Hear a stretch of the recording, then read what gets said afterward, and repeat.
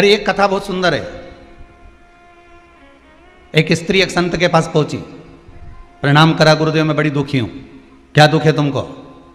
मेरा पति बिल्कुल मेरी नहीं सुनता, कोई उपाय बता दीजिए। संत ने कहा एक उपाय है, पर उसमें थोड़ी मेहनत तुम्हारी लगेगी। क्या मेहनत करना पड़ेगी बताओ? मेहनत केवल इतनी सी है कि शेर की मूंछ का जो बाल होता है ना वो चाहिए, उसको लाकर तुम मुझे दोगी, मैं उसको जलाकर उसकी भस्म बनाऊंगा और भस्म बना के मैं उसको तैयार करके तेरे को दे दूंगा। तो तेरे पति के तिलक लगा देना, फिर तू जैसी कहेगी तेरा पति वैसा करेगा। बस इतनी। हाँ, शेर कहाँ मिलेगा? तो कि जंगल में। अब ये जंगल में चली गई, सोचो जरा। और जंगल में जाकर शेर को ढूंढ रही थी। अब एक जगह पे शेर मिल भी गया इसको। अब इसके मन में आया, मैं गई शेर के पास और निपटा गया मुझे ही। तो अब पति को अपना बनाने के चक्कर में वो शेर के पास थोड़ी दूर तक गई, फिर पीछे आ गई, फिर पेड़ के पीछे देखती रही, शेर है बेटा है, पानी पी रहा था। फिर बैठ गया, थोड़ी देर शेर ने आंख बंद कर ली। इसने 2-4 कदम और आगे बढ़ाए, फिर कदम बढ़ाए, फिर कदम बढ़ाए। ऐसे 4 दिन, 6 दिन, 8 दिन, 15 दिन लग गए इसको। और धीरे धीरे ये शेर के पास पहुंच गई। शेर को धीरे धीरे बड़े प्रेम से संभालती, सहलाती, मीठी वाणी बोलती। सिंह को भी अच्छा लगने लगा।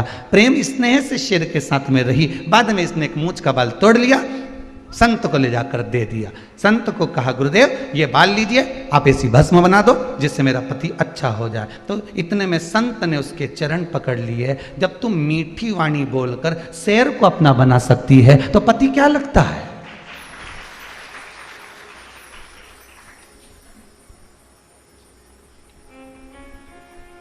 माता द्रौपदी और माता रुक्मणी, सत्यभामा, जामवंती, कालिंदी, इनका विवाद किस बात पे था? भाभी और ननंद का विवाद किस बात पे होता है?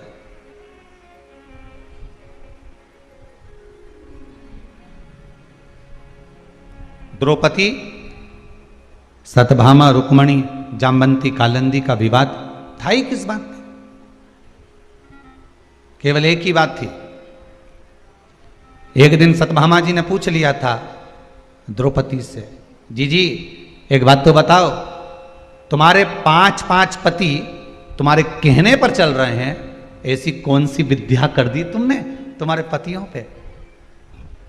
और हमारा एक पति 16,108 रानियां, और हमारा एक पति, और वो भी हमारे कहने पर नहीं चल रहा, उसका कारण क्या है?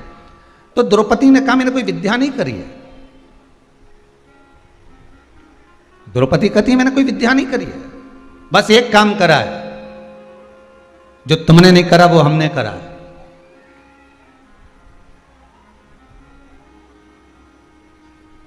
मेरी सास मेरे साथ में रहती थी, पहले वो भोजन करती थी फिर मैं करती थी। मेरे सास के वस्त्र मैं धोती, मेरे सास के चरण में दबाती, पूरे परिवार के लिए भोजन में बनाती, सबका आदर करती, सबका सम्मान करती, सबका सत्कार करती, सबका मान देती, सबका सम्मान देती, सब कुछ मैं ही करती।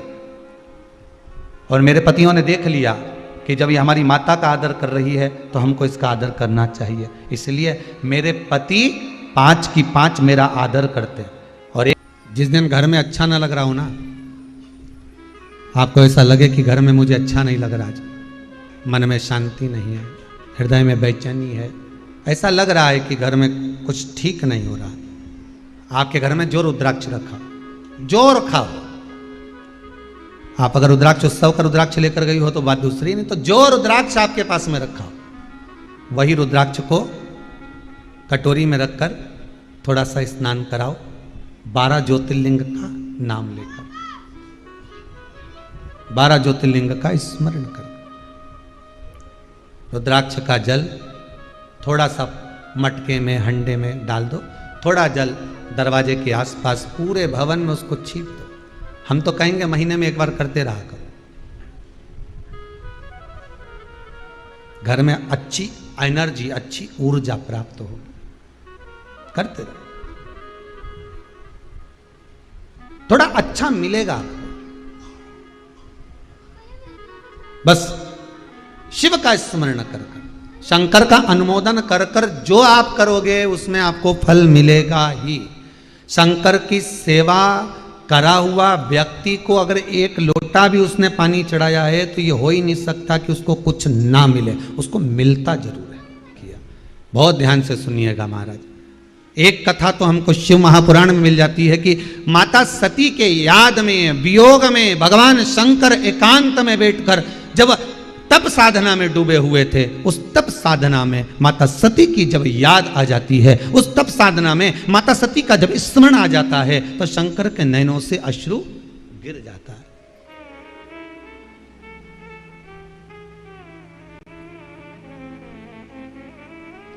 और अश्रु गिरा, वही अश्रु का जो पौधा उत्पन्न हुआ है, वृक्ष उत्पन्न हुआ है, वही रुद्राक्ष का वृक्ष है। एक कथा तो अपन ने शिव पुराण की सुन ली, अब आ जाओ स्कंद पुराण में।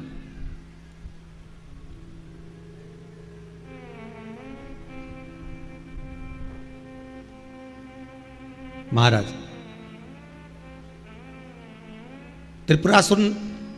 त्रिपुरासुर राक्षस को मारने के लिए सारे 33 कोटि देवी देवता अपना अपना प्रयास कर चुके थे। कहीं कहीं का असुर राक्षस ऐसा होता है जिसको मारने के लिए संपूर्ण देवताओं ने अपना प्रयास कर लिया, परंतु वो त्रिपुरासुर नहीं मरा। शिव जी का एक नाम है, क्या? त्रिपुरारी। वो केवल इस त्रिपुरासुर को मारने के लिए भगवान का नाम पड़ा।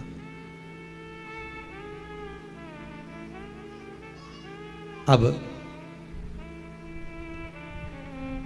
सारे देवता इधर जहां जहां जा सकते थे वहां वहां से उन्होंने बहुत प्रयास करा, पर नहीं मरा।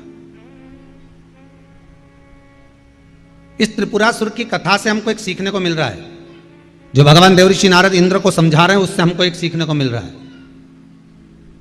जब त्रिपुरासुर मर नहीं रहा, सब थक गए, तब आखिरी में शिव की शरण में गए। उसी तरह कोई व्यापार, कोई व्यवसाय, कोई कार्य, कोई फैक्ट्री, कोई दुकान, कोई धंधा, कोई पानी, कोई नौकरी, कोई सर्विस, आप सब जगह से प्रयास कर लिए, हर तरह से सोच लिया कि ये राक्षस मरे, अर्थात आपने हर तरह से सोच लिया कि मेरा अब ये दुख कट जाए, अब मेरी ये तकलीफ मिट जाए, अब मेरी ये समस्या समाप्त हो जाए, यहां भी हो जाए, वहां भी हो जाए, हाथ जोड़ लिए, पैर पड़ लिए, सब जगह जगह जाकर निवेदन कर लिया, तब भी सुख नहीं मिला। देखो, ये किसी ने लिखकर भेजा, अदिति पंचाल हैं कोई उज्जैन से, उन्होंने लिखा है ये पत्र बच्ची ने। अदिति पंचाल को 6 महीने की उम्र से पेट की तकलीफ थी। 8-10 दिन तक बहुत तकलीफ रही। अंत में इस बच्ची का 6 साल की उम्र में बड़ोदरा में ऑपरेशन भी करवा दिया। ऑपरेशन कराने के बाद भी ये बच्ची को आराम नहीं लगा। अब देखिए, कथा वही बोल रही है ना, यहाँ भी हो जाए, वहाँ भी हो जाए, सब जगह प्रयास कर लिया। अंत में उसमें लिखा है नीचे, शिव महापुराण सुनना चालू किया और महाशिवरात्रि के दिन धतूरे का प्रयोग किया, जो बताया गया था पेट के लिए। उसके बाद अब मेरी बच्ची ठीक हो गई है।